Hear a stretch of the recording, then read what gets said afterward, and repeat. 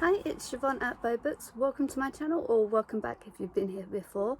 If you don't know, I always forget to do this sort of thing. I basically do book reviews, and I also talk about like themes of books. It's still a new channel. I'm still growing because I've only got a few subscribers, but I do have a lot of plans for this channel. So today's just going to be a straight review. And it's going to be about Date Me Bryson Keller. Okay, don't think I've got this wrong on purpose. I know that's 7 days. The thing is, I did read Date Me Bryson Keller. I devoured this book. I stayed up till 1 a.m. the first day I was reading it to finish it. It was so good. Kai, the main character, his voice is so in depth and so I thought my camera was a little wonky. Anyway, his voice is so in depth, and it's such a sweet little story as well. Like you'd think there'd be conflict in the storyline because of the trajectory of it, because of the content as well. You know, I don't know if you remember me talking about it, but basically Bryson Keller has said that he will date anyone who asks him out for a period of time. The first person who asks him out that week will date him for that week. There are rules, which are gone over in the start of the book, but one of the rules was not about who he would date. He would only date seniors, but they didn't say boys or girls or in between. So Kai is in the closet. He actually really likes one of Bryson's best friends, Isaac, but he gets really mad at Bryson one day because a girl walks into him trying to get Bryson to ask him out. He spills his drink all over him. He tries to sort that out. He's late to assembly. He gets into detention because he's late for assembly, and then he's late for his first class, which Bryson is in, and he kind of gets angry and asks him out as revenge. Well, you've caused all these issues for me, I'm going to cause an issue for you. But despite that, because they sort of know each other, one of Kai's best friends hangs around with Bryson and his friends a lot. You know, they know each other, but they don't, you know, when you've got an acquaintance and you know each other by name and you'll say hi, but you won't really know what's going on in their lives. It's kind of like that with Bryson and Kai, but as they're dating, it slowly becomes actually no, this is a good thing for us. And I mean, someone does out them, and I think that's a really cool thing, but until you get to that point, it's just such a sweet story. And even when they are outed, it's not a case of you know, they have a fight over it. They're very understanding about what each other needs, and I think that really helps. I thought what was interesting as well is Kai, who is that character, his dad is from South Africa, I think it is, and his mum is from America, but he's raised very, very Christian. So his mum especially is very devout, and he sort of lost his love for his religion when he heard that being gay was a sin, and he's known for a very long time that he was gay. And actually when he gets outed, that's when his parents find out as well, and she isn't that understanding about it, and his dad is, but also he has a sister in this, and she's kind of cool the whole way through the book, and she's the one who gets their parents to change their mind and be like, actually no, our love for our son has to be bigger. And I thought that was a really nice touch.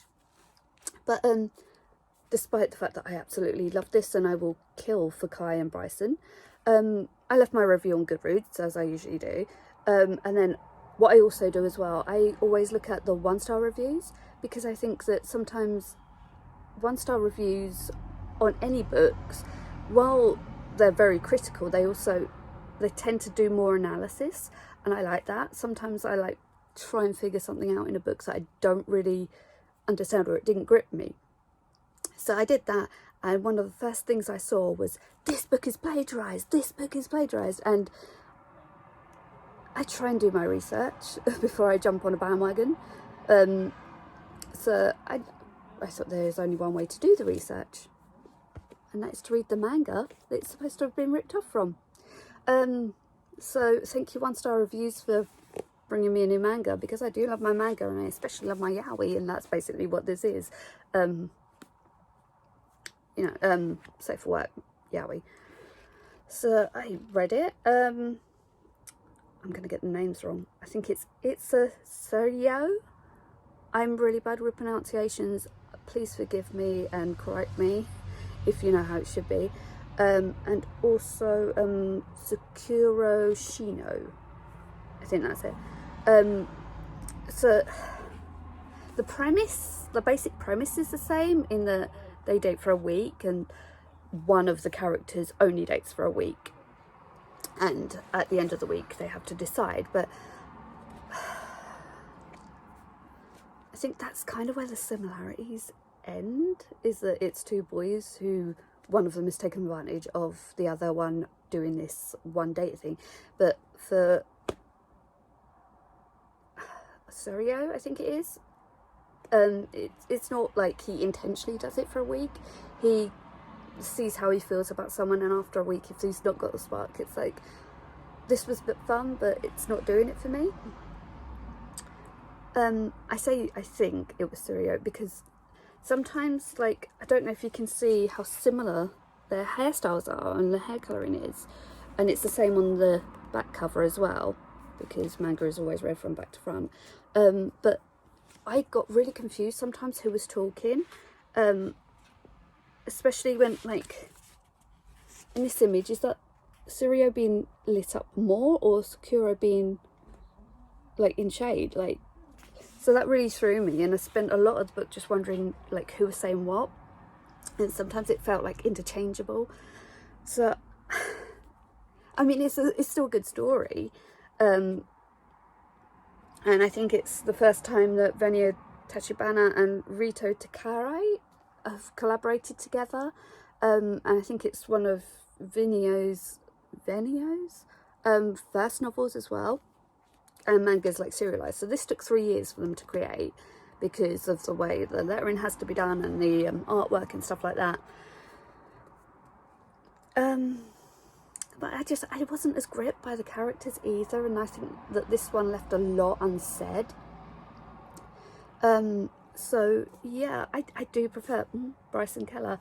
The only thing I will say about Bryson Keller is that it says towards the back that it's an own voices story, and if the premise is borrowed from another book, that's not own voices. I've got a couple of own voice stories. For example, The Year I Didn't Eat by Samuel Pollan. This was a really good book. It's about a boy with anorexia and him talking about his struggles with it. And I've actually got a friend, I won't out him on here, but a friend who dealt with anorexia as a boy, and I think it's something that needs to be said. But you know, the author has gone through this themselves, and they're bringing awareness to something they've suffered from, but also that doesn't get talked about enough. And I think that's what Own Voices is really about. Another Own Voices book I've got, which if you read my descriptions, always gets mentioned, because it's the book I flip through at the start and end of the credits. It's kind of a funny story by Ned Vizzini. So the character's name is Craig. It's actually been made into a movie on Netflix, so you can watch it if you don't want to read the book. But this boy's in a high-pressured school, which I find relatable. I went to a very high-pressured high school.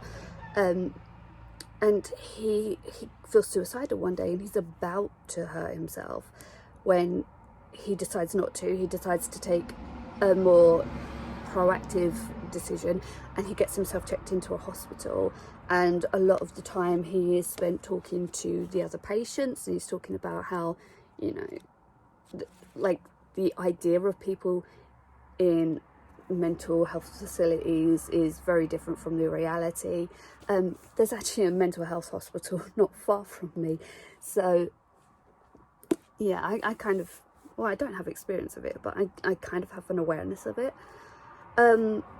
Yeah, in the end, someone says, well, why do you go to this high-pressured school? Why not go somewhere else where it won't affect your mental health as much and you have more of a chance? So it's a really nice message at the end. But unfortunately, I think a couple of years after this was published, Ned lost his own fight against suicide and mental health, and it's a really sad outcome for someone who had so much potential.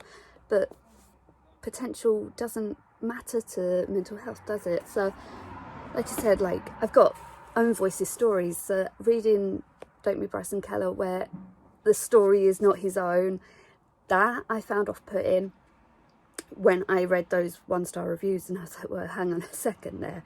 But I don't think that detracts from the story either. I think if they were to do another publishing run, they just take that bit out, I think, you know, and then they'll be fine.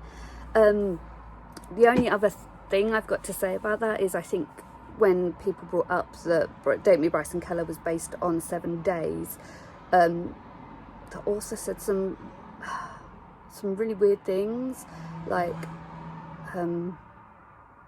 he'd improved on the story. And I don't think you should say stuff like that. Like, you might be inspired by a story, and that's awesome. Like, by all means, like, there are so many stories out there that are inspired by other stories. Harry Potter is supposed to have been inspired by Emma. I still don't get how, but it's supposed to have been. Cassandra Clare's Shadowhunters world was based on Harry Potter. You know, E.L. James based 50 Shades of Grey on Twilight. So, like, all these things do kind of have a ripple effect, and, you know, you don't know where inspiration is going to strike, but admit it as an inspiration, not as an improvement, because I think when you say that you're improving someone else's work, you're going to get people's backs up. So, and, like, as an author, things are a minefield anyway, I know that, but it's a minefield to get to being published, and I think once you're there, try and do the best with it. I mean, you've been given this huge blessing. I had my first agents party, Zoom call. Why did I blank on that? Agents party Zoom call yesterday, and actually there was an email, and it was like, oh, we'll be reading out some of your submissions, and I was like, I did not submit, and I asked, did I miss the deadline? I don't remember seeing anything, and they were like, yep, 1st of September. I was like, oh, can't even like be like, oh, I'm a day out. I was like half a month out.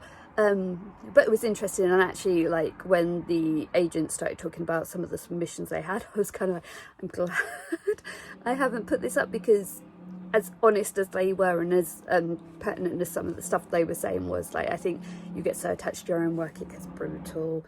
And I'm on another major tangent, aren't I? But I think my point was more that, you know, you do go through all of this as an author, and he's been published by a big house. It's Penguin Random House, which is, like, massive, and some of my favourite authors are from there, like Rick Riordan publishes through there, and Tom Fletcher, I think Tom Fletcher does.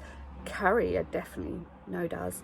So yeah, you've got a big publishing house behind you, you've got a really strong editing team, and obviously an agent who felt as passionate as I did reading it when she first took you on. So yeah, just saying you're improving other established authors is a little bit weird, and it's something that you're advised against when you submit. So maybe he just worded it badly. Maybe he's like me, where he's more of a writer than an orator, and actually orator, not narrator, but doing these videos kind of helps me, because I'm very quiet a lot of the time, and I'm trying to be more outspoken, and people who know me will probably be like, Siobhan, you are outspoken. But I don't think that's always the case. So yeah, and I think I'll take it with a pinch of salt, but I still want to read anything else he produces, because the characterizations were spot on, the plot line was very consistent, and it flowed well, and you know, there are some tweaks I'd make, like the jealous women in it, and that was a little bit borderline misogyny there. And I think if you're writing gay characters, it's something you have to take into account, because feminism is there to benefit everyone, not just women. So being derogatory about women doesn't benefit anyone. But as a first novel, these are things that can be improved upon with future novels, and I think he's got one coming out early next year, so I'll be looking out for that. I think that's all about the book. I haven't actually talked about my hair bows, have I? And I did look it up on my phone before starting, but I think it was something like Debbie's Bows UK or something. I'm not too sure, and I feel really bad because I've been trying to make sure I say it before anything else so I don't forget, but I will link it in the description. Someone actually, I was wearing one at work and someone was like, that's really cute, where'd you get it from? I was like, oh, Etsy. And she was like, oh, Etsy. Yeah, I like to support small businesses. There you go. So yeah, I hope you like this video. I hope that the stuff I've talked about hasn't put you off reading a very good book. And also check out the manga, because you know it does have its good points as well. And obviously, like, manga is such a different beast to a novel, because things are done in the panels, in the expressions of the character, and in the scenes, like the cut scenes, that, you know, you once you know how to read manga, it's still a good book. It's just that I was getting confused, but that's just me. I get confused easily. So yeah, I think that's it. Please like, subscribe, comment if you've got anything to say. I do enjoy reading them. I've got to get better at replying straight away. I'm so sorry about that. I will see you next time.